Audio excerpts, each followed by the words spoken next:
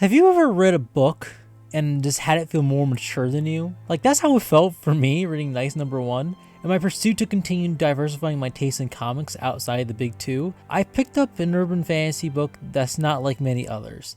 While a vampire is a central character, this isn't another These Savage Shores. Don't expect any vampires to be allegories for something complex and old like imperialism, at least not in this first issue. Rather, this is a story about a kid who has a very inappropriate crush on a vampire. A vampire who happens to be roommates with his serial killer cousin slash guardian, and a skeletal ghost who we haven't really gotten into yet.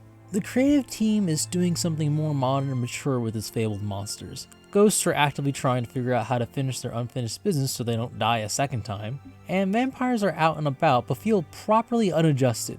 Most importantly, humans can feel far more monstrous than any monster. Another way in which Nice feels more mature is how the high schooler protagonist is framed in the presence of his vampire buddy. Everyone knows the trope of a vampire falling in love with the high schooler.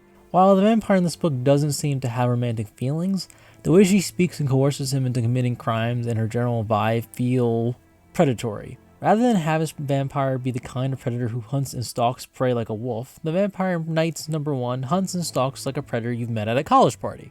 She endears herself to people she has years of experience over and acts like she's younger than she is. She appears cool and aloof in a way that would make any high school boy think she's cool, but something is unsettling with how close and touchy she can be. This is where I kind of feel that the book was more mature than me because I was falling for her tricks. I had the experience to realize that I shouldn't be, but at the same time, the book feels so clever, like it's wrapping a blanket around me only to block my peripheral vision so I don't see the traps ahead of me. Hell, they may not even be there. I could be reading into things, but that's what I find so enjoyable about this book. I just really think the dynamic between the protagonist and the vampire feels like an intentional choice. This is partially because vampires are notorious for being social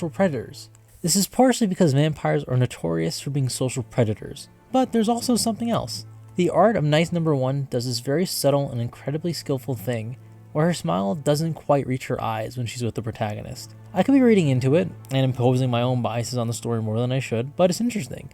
It's not a dynamic that's often investigated in media, nor is it framed with such a cynical view in most other media.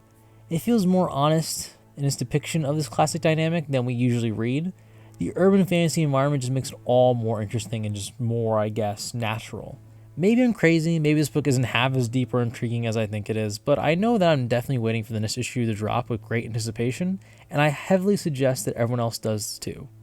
Now, this is where I say, if you like this review, please like and subscribe to the YouTube channel and the blog. Thank you for reading, or watching. I don't know. Why did I say reading? I keep saying reading, but I know people are watching this video. I apologize. Alright, I'm a mess. It ain't gonna change.